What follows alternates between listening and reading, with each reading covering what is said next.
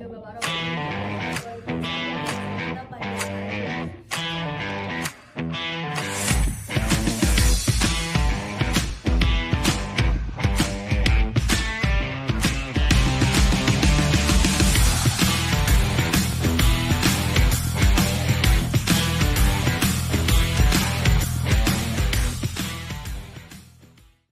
Halo pemirsa Kakak Media dimanapun Anda berada. Senang sekali kali ini Mimbar Akademik kembali hadir bersama saya Niswa Cahaya.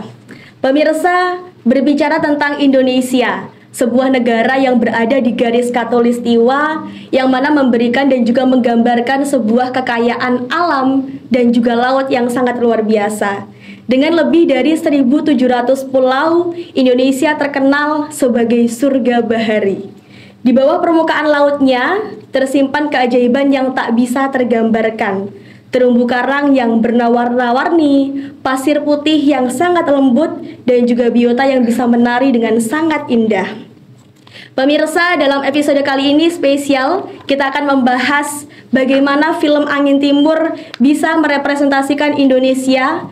Bagaimana film Angin Timur yang sangat luar biasa ini bisa menggambarkan kekayaan alam dan juga bagaimana narasi yang dibawakan dalam film ini bisa membuat kita lebih paham siapakah kita sebagai bangsa Indonesia. Namun sebelum itu pemirsa, untuk yang belum menonton film Angin Timur, silakan ditonton terlebih dahulu atau mungkin nanti setelah menonton bisa kembali ke video kita. Dan kali ini Niswa tidak sendirian, tapi sudah hadir di samping Niswa, beliau sangat luar biasa yang juga sudah ekspor, Bapak Dr. Robingi. Iya. Selamat siang Bapak. Selamat siang, sehat ya? Sehat, alhamdulillah luar biasa. Ya, okay. Bapak, kali ini pembahasan kita cukup luar biasa seputar tentang perfilman.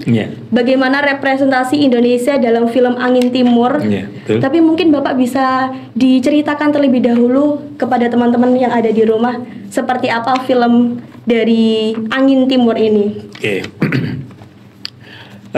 Film itu adalah representasi dari realitas ya, baik itu film yang dokumenter ataupun film yang fiksi ya, ini semuanya merepresentasikan realitas yang ada. Nah, kebetulan film yang kita bahas ini adalah film dokumenter. Ini Ekspedisi Indonesia Baru ya, yang mengupas atau mengulik berbagai macam sumber daya alam yang ada di negara kita yang luar biasa ini. Nah ini menjadi satu hal yang menarik. Kenapa? Karena selama ini kita sibuk dengan realitas-realitas sosial politik yang seolah-olah realitas itu menjadikan kita itu seperti sempit gitu kan. Nah ini di dalam kehidupan kita. Tetapi dengan film ini memberikan satu gambaran bahwa kita ini punya kekayaan yang luar biasa. Kekayaan alam yang ada di daratan maupun yang ada di lautan itu luar biasa. Mulai dari terumbu karang, kemudian ikan ya, dan kemudian juga di daratan itu ada banyak sumber daya alam yang bisa kita manfaatkan. Nah ini yang saya kira perlu untuk kita simak bersama untuk memberikan harapan baru kepada kita, bahwa kita itu sebenarnya orang yang tidak bahasa ininya miskin gitu kan. Ini kita itu kaya itu.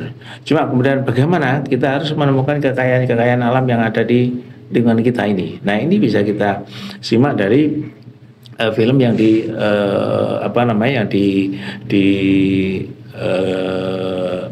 kasih judul Angin Timur itu. Angin Timur. Iya. Menurut Bapak kenapa bisa mengambil judul Angin Timur, Bapak? Sebenarnya cukup menarik ya. Iya. Ya, mungkin ini kita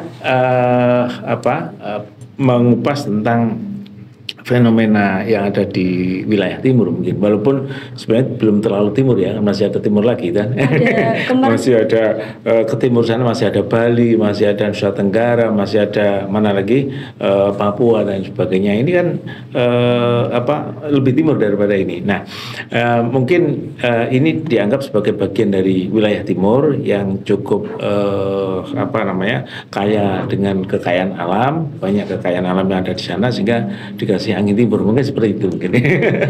Cukup menarik Bapak ya, Iya. dari visual yang digambarkan, Iya, betul. dan juga bagaimana narasi yang disusun oleh sutradara, Ya, betul. sehingga membuat kita benar-benar wah luar biasa sekali kekayaan alam yang ada di Indonesia Ya, ini. betul, betul. Nah, jadi gini, film itu kekuatannya ada di satu dan di narasinya, kemudian yang kedua adalah di visualisasinya. Bagaimana mengambil angle gambar yang merepresentasikan dari pesan yang memang ingin disampaikan kepada pemirsa. Ini. Nah, beberapa atau hampir semuanya ya angle yang diambil oleh sutradara atau kru di dalam film ini cukup memberikan satu framing yang sangat kuat terkait dengan kekayaan alam yang ada di Indonesia ini khususnya yang menjadi objek ekspedisi pada film Angin Timur itu ini. Nah, ini ditunjang dengan beberapa perangkat yang memang cukup canggih lah gitu kan. Sehingga gambarnya cukup bagus, cukup menarik, ya cukup menarik, sehingga pemirsa itu seolah-olah menyaksikan objek itu secara langsung gitu kan. Kenapa? Karena gambarnya yang begitu cerah, begitu bagus ya, sehingga detail-detailnya begitu kelihatan begitu. Ini salah satu kelebihan di dalam film Angin Timur yang bisa kita saksikan secara bebas di di kanal YouTube yang ada. Kanal YouTube. Betul. Baik, sangat luar biasa. Saya kira kita harus juga sebagai Gen Z tidak hanya menonton film-film yang kekinian, tapi juga kita harus menikmati kekayaan alam melalui film-film seperti Bapak ya. Baik pemirsa, sangat luar biasa film dari Angin Timur ini, dan tentu saja kita akan membahas dan juga menggali lebih dalam lagi, tetapi setelah segmen berikut ini. Baik pemirsa, kembali lagi di Mimbar Akademik, masih bersama saya Niswa dan juga narasumber yang sangat luar biasa. Kita masih akan menggali film yang sangat luar biasa, yaitu Angin Timur. Tapi di sini kita akan membahas sedikit-sedikit Bapak tentang scene yang paling epic menurut Bapak. Iya. Jadi di scene ini yang paling menarik adalah di sini pada saat mengungkap tentang pengaruh dari penambangan emas ya yang ada di Banyuwangi ya, ini yang dimana di situ digambarkan bahwa akibat lumpur penambangan itu masuk ke ke pantai ya, ke ke selat ya, yang ternyata itu mengakibatkan endapan dari tanah lumpur tadi ini tidak bisa mengalir kemana-mana. Nah ini memberikan satu gambaran ya, lumpur itu betapa imbas atau pengaruh dari penambangan itu mengakibatkan tempat berternaknya ikan-ikan yang ada di lautan itu akhirnya menjadi rusak ya. Banyak bibit-bibit ikan yang mati di sana, padahal ini menjadi satu harapan kehidupan bagi banyak orang, tidak hanya bagi nelayan tetapi juga bagi para turis, para pengunjung yang ada di sana, akan memberikan satu kenikmatan, keindahan pantai yang luar biasa ketika ini terjaga ini. Nah, di sisi yang lain terumbu karang yang ada di situ juga kemudian rusak akibat dari endapan-endapan lumpur yang diakibatkan oleh penambangan yang dilakukan di lingkungan pantai tersebut ini. Nah, ini menurut saya satu scene yang sangat mewakili ya betapa kita perlu memperhatikan bagaimana sumber daya alam itu harus dikelola dengan sebaik-baiknya. Artinya apa? Banyak sumber daya alam yang ada di laut dan ada di lautan, tetapi bagaimana mengelola dua-duanya itu tanpa mengakibatkan rusaknya ekosistem yang lain ini. Jadi di darat ada penambangan, kemudian di laut bagaimana itu juga terjaga ekosistemnya sehingga tidak merusak masa depan generasi yang nantinya akan mewarisi bumi di mana kita tempati ini. Ini yang menurut saya yang paling menonjol dari film ini gitu. Yang itu tidak banyak diperhatikan oleh banyak orang gitu kan. Kenapa? Karena pada prinsipnya bagaimana mengelola atau mengambil sumber daya alam tanpa berpikir bagaimana akibat dari rusaknya ekosistem yang ada di lingkungannya. Ini pesan yang sangat kuat menurut saya di situ itu.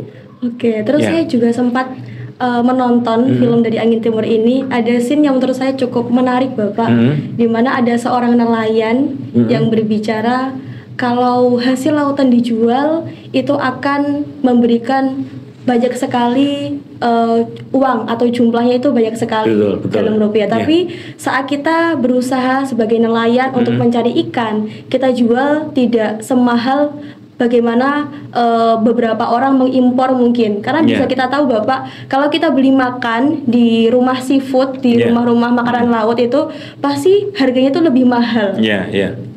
Betul. Ini kaitannya dengan yang tadi. Jadi memang ada bisa dibilang praktek jual beli sumber daya alam ya. Tidak hanya di di daratan. Kalau tadi kan saya gambarkan di daratan yang efeknya ada kepada lautan. Di lautan pun juga sama. Ini makanya di situ ada satu pembahasan terkait dengan undang-undang Omnibus Law yang ternyata merusak garis pemisah atau pembagian antara nelayan yang level kecil dengan level besar ini. Yang ini pada akhirnya apa? Ini membuat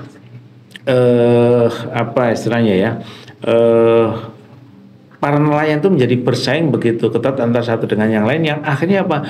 Yang menang adalah mereka yang bermodal besar. Ini kenapa? Karena mereka bisa menjual itu, ini bisa menjual wilayah, istilahnya wilayah yang mereka jadikan sebagai objek jangkauan yang mereka miliki kepada pihak lain ya. Nah itu memberikan satu keuntungan yang besar bagi kelompok tertentu, ini bagi nelayan besar. Sementara nelayan kecil ini tidak bisa mendapatkan akses untuk mendapatkan ikan yang ada di lautan ini. Inilah makanya yang tadi di sana ada scene yang berkaitan dengan itu, para pihak tertentu ini menjual negeri ini dengan kekayaan alamnya kepada pihak lain yang akhirnya yang untung hanya sekelompok orang, kelompok tertentu. Sementara masyarakat kecil yang harus mestinya diperhatikan itu justru akhirnya terabaikan. Mereka tersisihkan ya dari percaturan nelayan yang ada di pantai gitu. Luar biasa Bapak ternyata dalam film ini.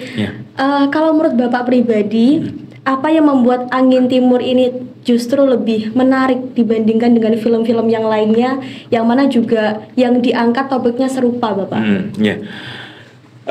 Sebenarnya ada plus dan minusnya ya. Satu misal ada beberapa film yang lain yang istilahnya temanya relatif sama, cuma begini, tema yang ini begitu menarik. Kenapa? Karena ini relatif baru ya. Jadi film itu diproduksi pada tahun 2022. Ini.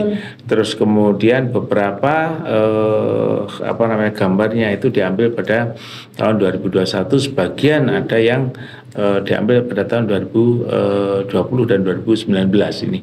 Isunya begitu baru ini, apalagi dikaitkan dengan isu besar yaitu undang-undang Omnibus Law yang memberikan satu keleluasan kepada para pedagang-pedagang besar, pada pengusaha-pengusaha besar untuk mengelola sumber daya alam, baik itu yang ada di laut maupun yang ada di darat. Nih di akhir itu kan ada satu segmen yang membicarakan tentang siapa sih yang memiliki akses untuk mengelola penambangan emas yang ada di Banyuwangi itu kan. Ini kan kemudian dikupas siapa yang memiliki akses atau memiliki saham yang ada di sana, gitu kan. Nah, ini isu-isu yang baru ya, yang masih hangat untuk didiskusikan, apalagi sekarang ini terkait dengan PSN ya, proyek strategis nasional yang juga masih hangat, gitu. Sehingga ini menjadi ikut menarik karena apa? Isu PSN itu masih hangat ya sampai saat ini, begitu. Luar biasa. Ternyata di situ yang dibahas tidak hanya kekayaan alam, tidak hanya kekayaan sampai alam, politik juga sampai dibahas. Politik dan juga para pemangku kepentingan ini. Jadi siapa gubernurnya, siapa pak bupatinya, itu kan ini cukup jelas itu diungkap di dalam film itu, sehingga ini akhirnya apa? Mengaitkan pembaca ya, artinya pembaca itu bisa mengaitkan persoalan ini tidak lepas dari persoalan politik daerah, persoalan ekonomi, persoalan kelompok-kelompok tertentu yang punya akses terhadap sumber daya alam ini, gitu. Sementara masyarakat yang sejak kecil atau sejak awal turun temurun itu hidup di lingkungan pantai ya, yang nelayan, hidupnya nelayan, justru mereka terabaikan, mereka justru tersisihkan dari akses untuk bisa mendapatkan ikan yang banyak ya, padahal mereka butuh kehidupan. Ini yang menurut saya menjadi menarik dari film ini, gitu. Luar biasa. Untuk selanjutnya Bapak, dalam film pasti banyak sekali elemen-elemennya. Kalau menurut Bapak pribadi, apa elemen budaya lokal yang paling mencolok dari film ini? Ya, jadi budaya yang muncul di sana itu adalah di tingkat bawah itu ada budaya gotong royong atau tolong menolong. Kita bisa lihat dari film yang dimunculkan di situ tentang peran dari seorang yang memberikan pinjaman kepada para nelayan untuk BBM, untuk perahu ya, dan lain-lain, dan ini. Nah, sementara mereka yang seperti ini murni untuk kepentingan kemanusiaan. Jadi tidak bermotif bisnis ya. Memang ada sih mereka harus menyetorkan ikan di sana, ada, tetapi kan motif utamanya bukan semata-mata bisnis, ada motif-motif kemanusiaan supaya apa? Mereka yang ada di masyarakat di situ bisa tetap mendapatkan pekerjaan, mendapatkan penghasilan, mereka tidak nganggur. Ini yang begitu menonjol, kegotong royongan masyarakat bawah ini yang begitu menonjol yang ditampilkan di dalam film Angin Timur itu. Betul, saya juga sempat melihat Bapak ada scene di mana seorang ibu yang mengungkapkan kalau dia memberikan pinjaman tapi tanpa memberikan bunga kepada para nelayan. Iya, itu makanya saya katakan kegotong royongan masyarakat di tingkat bawah ini yang ditonjolkan di dalam film ini ya, yang itu bisa menjadikan inspirasi bagi masyarakat yang lain atau bagi pemirsa bagaimana kekompakan masyarakat itu bisa terus dijaga meskipun ya mereka sama-sama menghadapi tekanan yang begitu besar ya dari masyarakat yang lain yang memiliki kekuasaan yang lebih tinggi untuk mendapatkan akses dalam pengelolaan sumber daya alam, gitu. Betul, sangat luar biasa sekali pemirsa. Film Angin Timur ini tidak hanya membahas bagaimana kekayaan alam yang ada di Indonesia, tapi juga kita bisa melihat dan juga menyaksikan bagaimana keadaan sosial, politik juga yang ada di film Angin Timur ini. Bapak, kita kembali membahas beberapa scene-scene yang cukup menarik dari film Angin Timur. Mungkin kita kali ini akan membahas karakternya. Karakter dari film yang menurut Bapak sangat berkesan atau mungkin cukup epik. Ya, saya berkesan pada karakter atau tokoh yang siapa namanya, saya lupa di dalam ini, yang membicarakan tentang imbas dari lumpur yang ada di wilayah pantai, yang rambutnya keriting itu kan. Yang itu menurut saya sangat mewakili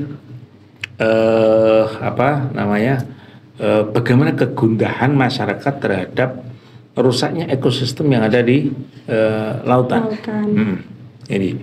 Jadi betapa itu ekspresinya tidak sekedar ini menariknya ya. Jadi kalau kalau film yang sifatnya itu adalah fiksi, itu memang ekspresi itu menjadi satu hal yang utama ya. Nah, dalam film dokumenter itu sebenarnya lebih mengedepankan pada dokumen-dokumen yang menjadi objek atau yang disuguhkan itu adalah lebih pada dokumen. Satu misal tentang bagaimana sumber daya alam, bagaimana apa namanya kekayaan yang ada di lautan seperti ikan, terumbu karang dan sebagainya itu. Tapi di sisi yang lain ini ada satu tokoh yang dimasukkan di situ, yang diwawancara, itu memberikan satu kesan yang sangat kuat betapa tokoh ini merepresentasikan atau menggambarkan atau mewakili masyarakat yang sedang gelisah betul sudah terkait dengan rusaknya terumbu karang, rusaknya ekosistem laut yang diakibatkan oleh penambangan penambangan emas yang ada di samping laut gitu. Demikian juga ada satu lagi yang dialog yang membicarakan tentang bagaimana mereka sedang menghadapi isu tentang BBM yang mau naik gitu kan. Nah, ini ada seorang bapak yang menyatakan betapa masyarakat terutama para nelayan itu yang harus menanggung beban yang begitu berat jika BBM itu harus dinaikkan harganya. Kenapa? Karena mereka tidak bisa lepas dari BBM pada saat mereka melaut gitu kan. Kita bisa kita bayangkan hanya mendapatkan 150.000 ya, 60 atau 80-nya BBM. Untuk BBM, 60-nya untuk BBM, yang lain harus dibagi kepada kru yang bekerja, teman-teman yang bekerja. Ini sekali lagi mewakili dari kegelisahan masyarakat yang ada di situ. Nah, ini yang sebenarnya salah satu kelebihan dari film ini, tidak saja menghadirkan dokumen realitas yang sedang disorot, tetapi juga ada ekspresi yang mewakili suasana kebatinan masyarakat yang ada di situ itu. Ini yang direpresentasikan oleh tokoh-tokoh yang dimunculkan di dalam film ini. Ini yang saya baca begitu. Sangat luar biasa Bapak. Kita sedikit geser Bapak, isu kali ini tentang representasi perempuan dalam Angin Timur. Saya kaitkan dengan tradisi atau budaya Jawa. Jawa itu perempuan meskipun dalam bahasa yang lain dikatakan konco wingking gitu kan. Tetapi realitasnya perempuan di kita di Jawa itu, yang kebetulan film itu backgroundnya ada di Jawa ya, mulai dari Trenggalek sampai Banyuwangi itu sangat Jawa gitu. Artinya sangat Jawa perempuan itu memegang posisi yang strategis. Yang diwawancara di situ yang bercerita tentang ia memberikan bantuan kepada nelayan untuk membeli BBM, untuk membeli perahu ya. Itu kan perempuan. Betul. Yang memegang kendali adalah perempuan, sehingga di situ representasi perempuan itu sangat menonjol sebagai bukan sekedar sebagai konco wingking bagi budaya Jawa, tetapi sudah setara dengan laki-laki ya, yang punya peran yang sangat strategis, tidak hanya ekonomi keluarga tetapi juga ekonomi di lingkungan masyarakat itu kan. Ini yang saya baca, sehingga secara sosiologis dan itu sudah kesetaraan antara laki-laki dan perempuan. Ini sudah menunjukkan betapa partisipasi wanita di situ sudah sangat tinggi. Peran perempuan tidak hanya berperan tetapi juga memiliki posisi yang strategis di dalam perekonomian di komunitas itu. Betul. Sangat luar biasa pemirsa, di sini kita juga bisa dilihatkan dalam film Angin Timur bagaimana posisi perempuan. Mungkin kita sebagai perempuan juga tidak boleh hanya merasa berdiam diri saja, tapi juga harus mengungkapkan kalau kita bisa seperti itu Bapak ya. Selanjutnya Bapak di segmen terakhir kali ini kami memohon Bapak untuk memberikan pesan dan juga harapan kepada para pemirsa yang ada di rumah, khususnya terkait tema pembahasan kita kali ini, yaitu representasi Indonesia dalam film Angin Timur. Baik ya. Sebelum saya memberikan satu pesan ya, mungkin saya akan sedikit memberikan satu simpulan ya dari film yang kita tonton ya. Ada banyak isu yang muncul atau yang diangkat di dalam film tersebut ya, mulai dari isu sumber daya alam ya, kemudian bagaimana harus menjaga ekosistem sehingga tidak rusak, kemudian ada isu tentang bagaimana kerukunan, kerjasama dan kekompakan masyarakat di tingkat bawah. Terus kemudian juga ada isu-isu terkait dengan politik ya, yang melibatkan para pemangku kebijakan ya, dan juga dominasi kelompok-kelompok elit di bidang ekonomi atau para pemodal besar di dalam mengambil sumber daya alam ini ya. Ini semuanya menjadi isu-isu yang mencuat pada saat ini, yang antara satu isu dengan isu yang lain itu tidak bisa kita pisahkan. Ini kenapa? Karena selalu berkaitan, tidak bisa dipisahkan antara sumber daya alam, kemudian tentang pemodal besar, kemudian tentang pemangku kebijakan politik, ya, dan juga bagaimana kultur masyarakat yang ada di tingkat bawah yang masih harus dijaga kekompakannya, gotong royongnya, ya. Itu harus tetap kita jaga ini. Nah, oleh karena itu dari situ kita perlu menggarisbawahi dari film ini bahwa melalui film ini kita harus mengambil inspirasi betapa kita harus menjaga sumber daya alam kita. Kita harus menjaga interaksi sosial kita secara damai, sehingga kerukunan, kebersamaan, kekompakan itu tetap terjaga di antara masyarakat, tetap di tengah masyarakat itu. Nah, di sisi yang lain ya ada tantangan besar yang dihadapi oleh masyarakat, yaitu bagaimana dominasi para pemodal besar yang itu berkaitan erat dengan para pemangku kepentingan atau para pemimpin-pemimpin yang memiliki wewenang untuk mengambil kebijakan. Ini yang itu direpresentasikan di dalam izin dalam pengelolaan tambang. Nah, di salah satu scene ada atau dimunculkan bagaimana tarik menarik ya, negosiasi antara PT dengan masyarakat kecil ya, yang di situ menggambarkan betapa masyarakat kecil itu hanya menjadi sebuah objek. Yang dominan ya itu adalah masyarakat atau kelas-kelas pemodal. Nah, ini yang harus kita kita ingat betul betapa dominasi seperti itu akan merusak segalanya. Tidak hanya merusak ekosistem, tapi juga akan merusak aspek-aspek sosiologis masyarakat. Kenapa? Masyarakat akhirnya akan berkonflik. Ada yang pro dengan kebijakan, ada yang menolak kebijakan. Kenapa? Karena kebijakannya tidak pro pada rakyat. Nah, itu tergambarkan di dalam film itu. Sehingga melalui film itu ada banyak isu yang harus kita perhatikan bersama, yang harus kita jaga, jangan sampai isu-isu seperti itu menggelinding begitu saja tanpa kita ambil pelajarannya.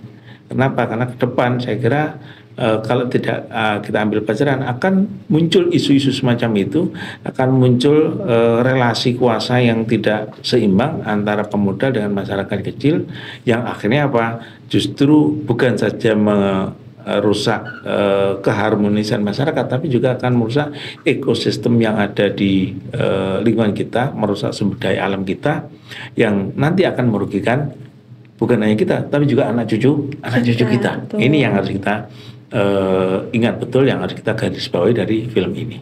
Gitu kira-kira. Luar biasa sekali ternyata isu yang diangkat dalam film ini. Banyak sekali aspek Bapak tadi banyak sekali seputar aspek peran perempuan diangkat di sini, bagaimana pemangku kebijakan, bagaimana kita harus menjaga keindahan alam Indonesia yang sangat luar biasa.